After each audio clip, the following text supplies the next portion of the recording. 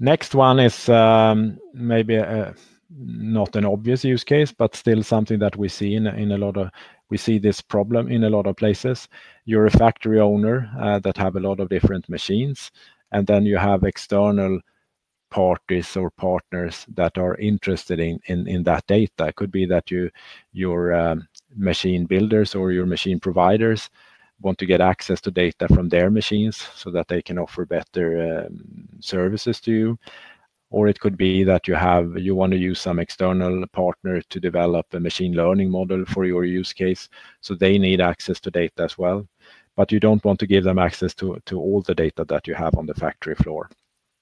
So by using edge computing, you can build like a demarcation point where you can create different subsets of data and then give your external parties access to just one of those subsets in a secure way.